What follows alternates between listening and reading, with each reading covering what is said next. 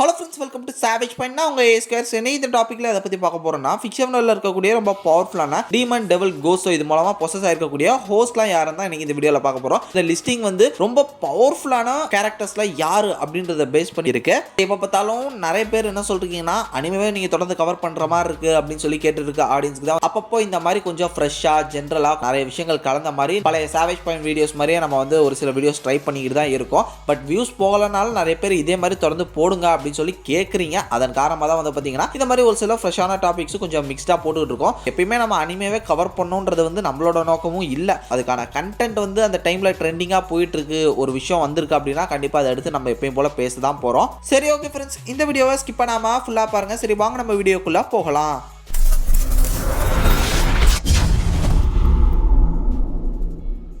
நம்ம லிஸ்ட்டில் ஒன்பதாக தான் இருக்குது காஞ்சனா ஃபிலிம் ஃப்ரான்ச்சைஸ்லேருந்து காஞ்சனா 1. இதில் தான் எனக்கு வந்து கொஞ்சம் எமோஷனலாக ஒர்க் அவுட் ஆச்சு. இதை தாண்டி அந்த கோஸ்ட்டை இன்னும் சூப்பராக காமிச்சிருப்பாங்க அப்படின்னு பர்சனலாக எனக்கு தோணுது. இந்த ஒரு படத்தில் வந்து பார்த்தீங்கன்னா 3 கோஸ்ட்டை காமிச்சிருப்பாங்க. ஒன்று காஞ்சனா, தென் அதுக்கப்புறம் வந்து பார்த்தீங்கன்னா ஒரு குட்டி பையன், அப்புறம் பாய். இவங்க 3 பேரும் ராகவா மேலே தான் இருக்கிற மாதிரி காமிச்சிருப்பாங்க. ராகவா மேலே தான் எல்லா படங்களையும் பேய் வந்து பூரும். காஞ்சனா அப்படின்ற இந்த ஒரு ஃபிலிம் ஃப்ரான்ச்சைஸே வந்து பார்த்தீங்கன்னா ஒரு யூஸ்வலான ஒரு கமர்ஷியல் ஃபிலிம். பட் ஓவராலாக வந்து பார்த்தீங்கன்னா அந்த படத்தில் அந்த கோஸ்ட்டோட பவர்ஸ் அண்ட் இந்த கோஸ்ட்டை வந்து பார்த்தீங்கன்னா நல்லாவே எக்ஸ்ப்ளோர் பண்ணியிருப்பாங்க. அதுக்கான த்ரில்லிங் சீக்வன்ஸை முக்கியமாக சொல்லணும்னா, கண்ணாடிக்குள்ளே பூந்துட்டு இன்னொரு இடத்துக்கு டெலிபோர்ட் ஆகிறது, ஒரு இடத்துல இருந்துக்கிட்டே இன்னொரு இடத்துல இன்னொரு ஆளை வந்து அட்டாக் பண்ணுறது, இது மாதிரியான பல விஷயங்களை வந்து பார்த்தீங்கன்னா இந்த கோஸ்ட் செய்கிற மாதிரி அந்த படத்தில் காமிச்சிருப்பாங்க. மற்றபடி இது வந்து ஒரு யூஷுவல் தமிழ் ஃபிலிமில் இருக்கக்கூடிய ஒரு நார்மல் கோஸ்ட். ஸோ அப்படின்ற காரணத்தினால இதை நம்ம லிஸ்ட்டில் லாஸ்ட் பொசிஷனில் வச்சுருக்கோம்.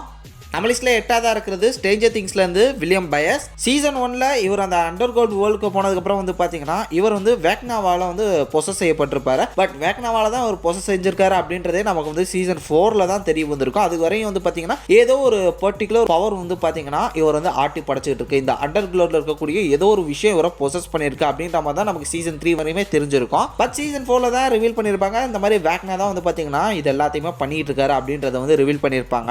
ஸோ இந்த ஸ்ட்ரேஞ்சர் திங்ஸ் எடுத்துக்கிட்டீங்கனாலே இந்த ஒரு பூமிக்கு கீழே அண்டர் கிரவுண்ட்ல இருக்கக்கூடிய பூமியில வந்து பாத்தீங்கன்னா நிறைய டீமன், டார்க் மேஜிக்கல் பவர்ஸ் இது மாதிரி நிறைய இருக்கு. அது வந்து மேல் உலகத்தை வந்து ஆக்கிரமிக்கணும் அப்படின்றதுக்காக போராடுது அப்படின்ற மாதிரியான ஒரு ஸ்டோரி தான். இதுல வில்லியம் பயஸ் வந்து பாத்தீங்கன்னா கிட்டத்தட்ட ஒரு 2 சீசன் இதனால பொசஸ் பண்ணி பயங்கரமா கஷ்டப்பட்டிருப்பாரு. நம்ம வில்லியம் பயஸ் வந்து ஒரு கீயா யூஸ் பண்ணி இந்த மேல் உலகத்துக்கு வரதுக்காக அந்த டீமன்ஸும் வந்து பாத்தீங்கன்னா ட்ரை பண்ணியிருக்கோம். உண்மையிலே ஸ்ட்ரேஞ்சர் திங்ஸ் வேர்ல்டை பொறுத்தவரையும் இந்த ஒரு டெமிகார்கன்ஸ், வேக்னா இவங்களாம் வந்து பாத்தீங்கன்னா பயங்கர பவர்ஃபுல்லான ஒரு கேரக்டர்ஸா காமிச்சிருப்பாங்க. இதனாலேயே நான் இதை வந்து லிஸ்ட்டில் 8 பொசிஷனில் வச்சுருக்கேன்.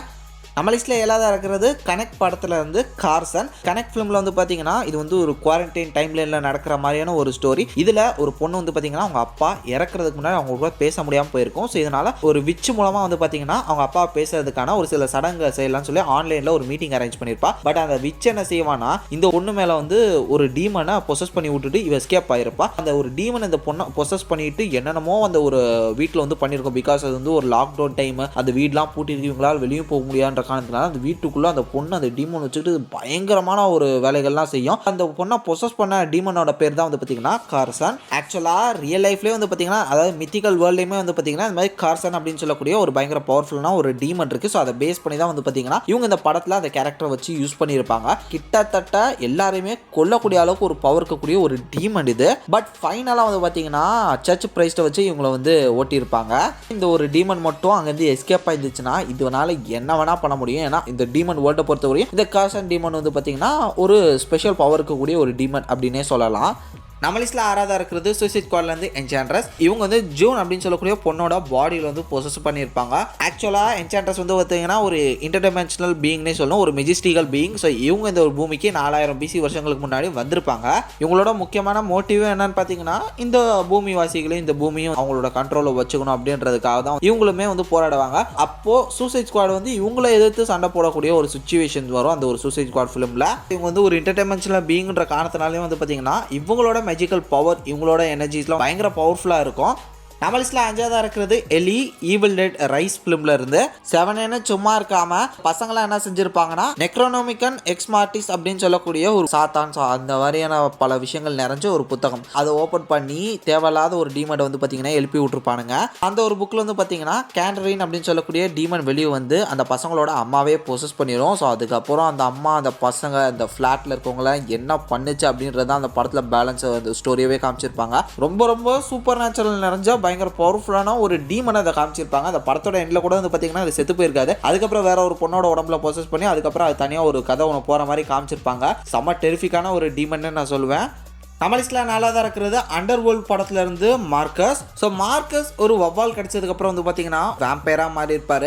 இவர் வந்து வேம்பயராக மாறி இருப்பார். இவரோட ட்வின் பிரதர் வந்து பார்த்தீங்கன்னா ஒரு உல்ஃப் கிடைச்சதுக்கப்புறம் அவருமே உல்ஃப் மேனாக மாறி இருப்பார்.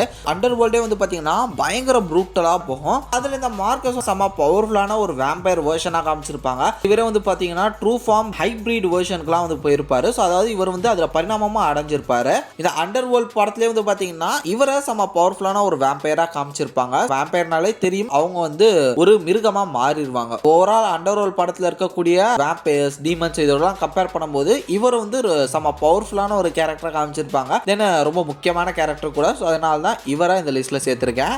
நம்ம லிஸ்ட்டில் மூணாவதாக இருக்கிறது நிசுகோ டீமன் ஸ்லேயர்லேருந்து. டீமன் ஸ்லேயரோட சீசன் 1 ஸ்டார்டிங் எபிசோட்லேயே வந்து பார்த்தீங்கன்னா நம்ம டான்ஜிரோட ஃபேமிலி இருக்கக்கூடிய எல்லாரையும் டீமன் வந்து கொண்டுட்டு போயிருக்கோம். பட் நிசுகோ மட்டும் வந்து பார்த்தீங்கன்னா அதில் பொழைச்சிருப்பாங்க. ஆனால் டீமனால் கடிப்பட்ட காரணத்தினால அவங்களும் பார்த்தீங்கன்னா டீமனாக மாறி இருப்பாங்க. என்னதான் நிசுகோ டீமனாக மாறி இருந்தாலும் அவங்களுக்குள்ளேயே வந்து பார்த்தீங்கன்னா அந்த ஒரு நிசுகோ அப்படின்ற அந்த பொண்ணு வந்து பார்த்தீங்கன்னா இன்னும் சாகாமல் உயிரோடு தான் இருப்பா. அவங்க அண்ணன் டான்ஜிரோ அந்த பொண்ணை எப்படி கடைசி வரை காப்பாற்றினா அப்படின்றதான் அந்த ஒரு ஸ்டோரி போயிருக்கும். அவள் வந்து பார்த்தீங்கன்னா டீமன்ஸ்லேயே ஒரு வித்தியாசமான ஒரு டீமனாக இருப்பாள் நிசுகோ. அவளுக்கான கான்சியஸ் இருக்கும். சேம் அந்த டீமனோட பவர்ஸ் எல்லாத்தையும் இவளால் ஆக்சஸ் பண்ணிக்கவும் முடியும் அப்படின்ற மாதிரி அந்த ஒரு சீரீஸில் காமிச்சிருப்பாங்க. தென் இப்போ ரீசெண்ட் எபிசோட்லாம் வந்து பார்த்தீங்கன்னா அவளால் இப்போ சன்ரைஸ்லையும் வெளியே போக முடியுது அப்படின்னு சொல்லியிருக்காங்க. அப்படி பார்க்கும்போது இப்போ டீமன் ஸ்லேயர் வேர்ல்ட்லேயே வந்து பார்த்தீங்கன்னா நிசுகோ தான் ரொம்ப பவர்ஃபுல் அண்ட் ஸ்ட்ராங்கஸ்ட் டீமனாக இருக்கா. ஏன்னா மற்ற எந்த டீமனாலையும் வந்து பார்த்தீங்கன்னா வெயிலில் வந்து சுதந்திரமாக சுத்த முடியாது. பட் நிசுகோ ஆள முடியும். இதுவே வந்து பார்த்தீங்கன்னா ஒரு மிகப்பெரிய விஷயம் டீமன்ஸ் மத்தியில். நம்ம லிஸ்ட்டில் ரெண்டாவதாக இருக்கிறது ஜுஜுட்சு கைசன்லேருந்து யூஜி அண்ட் மெகிமி. இவங்க வந்து பார்த்தீங்கன்னா சுக்குனாவால் பொசஸ் செய்யப்பட்டிருப்பாங்க. ஸோ சுக்குனா தான் வந்து பார்த்தீங்கன்னா ஜுஜுட்சு கைசனில் இப்போ வரையும் செம்ம பவர்ஃபுல்லான ஒரு ஸ்பெஷல் கிரேட் கர்ஸ் பீரியடாக காமிச்சிருக்காங்க. தென் ஒரு ஸ்பெஷல் கிரேட் சாசராகவும் வந்து பார்த்தீங்கன்னா ஹியானாரா காலத்தில் அவர் இருந்திருக்காரு. ஸோ சுக்குனா வந்து பார்த்தீங்கன்னா யூஜி அண்ட் மெகிமி இவங்க ரெண்டு பேரோட பாடியிலையுமே அவர் இருந்திருக்காரு.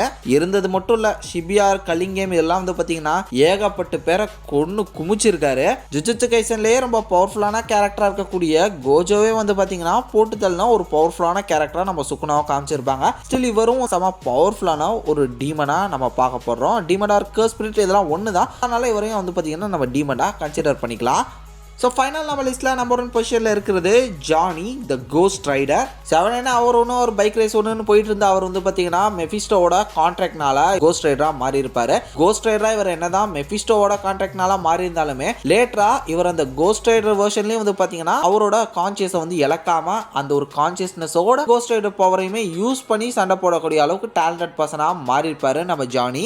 காமிக்ஸில் ஒரு கட்டத்தில் மெஃபிஸ்டோவையே டிஃபீட் பண்ணக்கூடிய அளவுக்கு பவர்ஃபுல்லான ஒரு கேரக்டராக நம்ம கோஸ்ட் ரைடர் காமிச்சிருப்பாங்க. அதாவது யார் மூலமா கோஸ்ட் ரைடருக்கு பவர் கிடைச்சிருக்குமோ அவரையே கிட்டத்தட்ட டிஃபீட் பண்ண போகக்கூடிய ஒரு சிச்சுவேஷனுக்கு நம்ம கோஸ்ட் ரைடர் போயிருப்பாரு. இது மட்டும் இல்லாம பேசிக் பவர் லெவல்ல இருக்கக்கூடிய கோஸ்ட் ரைடர் வந்து பாத்தீங்கன்னா அசால்ட் பண்ணிடுவாரு ஹல்கையே. அப்பேற்பட்ட பவர்ஃபுல்லான ஒரு காஸ்மிக் லெவல் கேரக்டரா வந்து பாத்தீங்கன்னா நம்ம கோஸ்ட் ரைடரா காமிச்சிருப்பாங்க. இதனால தான் நம்ம வந்து நம்பர் 1 பொசிஷன்ல கோஸ்ட் ரைடரா வச்சிருக்கோம்.